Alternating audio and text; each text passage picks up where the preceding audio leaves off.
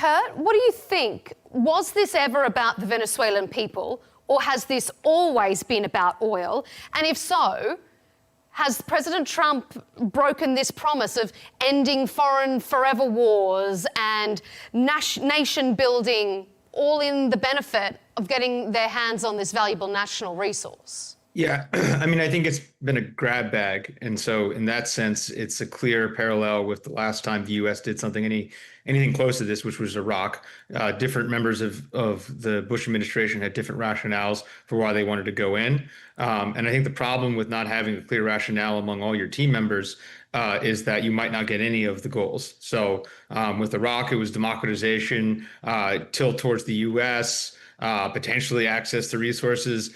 Today, Iraq is not tilted toward the U.S. It has some form of democracy. It's tilted towards China. And we don't have, basically a lot of Iraq's oil is still not online, and it's not heavily traded with the United States. I would like to weigh in on that because it's something that extreme likely to happen today because Venezuelan is far more in the U.S. orbit than Iraq. But the reality is, like, even if this was a war of imperial plunder, I'm not even sure that's actually going to work. I mean, the oil firms have shown a pretty stunning recalcitrance to even bring this stuff online. I don't think it's going to come online in Trump's administration. And then additionally, I mean, look, we are in a period of basically oil trading at $50 to $60 a barrel. Even if this worked, we would be driving the price down below 50, decimating the U.S. production.